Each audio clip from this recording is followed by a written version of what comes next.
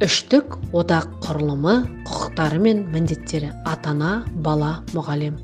Ата-ана бұл баланы өмірге әкелуші және өсіп тәрбиелеуге, оқытуға міндетті. Отбасындағы ата-ана мен баланың қарым-қатынасының 5 ережесі: тәртіп, тазалық, сүйіспеншілік, талап, татулық. Отбасы әке асқар тау, ана бауырындағы бұлақ, бала жасындағы құрақ. Отбасында адам бойындағы асыл қасиеттері жарқынай көрініп қалыптасады. Отанға деген ыстық сезім жақындарының, туған-туысқандарына деген сүйіспеншіліктен басталады. Сол себепті біз де отбасы отанның кішкентай бір бөлшегі ретінде қарастырамыз. Көздеген мақсатқа жету үшін отбасындағы тәрбие төмендегі міндетті шешеді.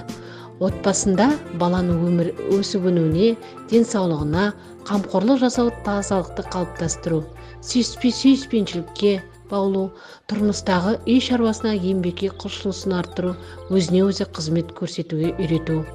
Отбасында мүшелерімен тіл табысып, дұрыс қарым-қатынас жасауға, үлкенге құрмет, кішіге ізет көрсету. Әкеден ерліктің, еңбектің, адамгершіліктің, іскерліктің, имандылықтың өнеге үлгісін үйренеді. Анадан парасаттылықтың, сұлулықтың, мейірімділіктің, ісмерліктің, қайырымдылықтың өнеге үлгісін үйренеді.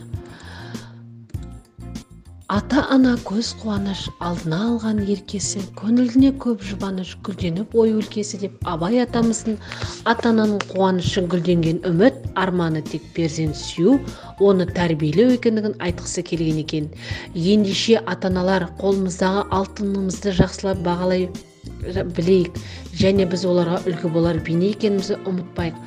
Адамда өмір сияқты күлмесе жайнап өспейді дейді. Сондықтан да мына жайттарды есімізде ұстайық. Отбасында берілген тәрбие жігеріңді құм қылып жерге қаратпасын десен, балаларға кішкентайынан түсу тәрбие бер деп ата-бабамыз айтқандай. Бала тәрбиесіне уақытында көңіл бөліп, еліміздің инабатты, адамгершілігі мол, білімді, саналы ұрпақты тәрбиелейік.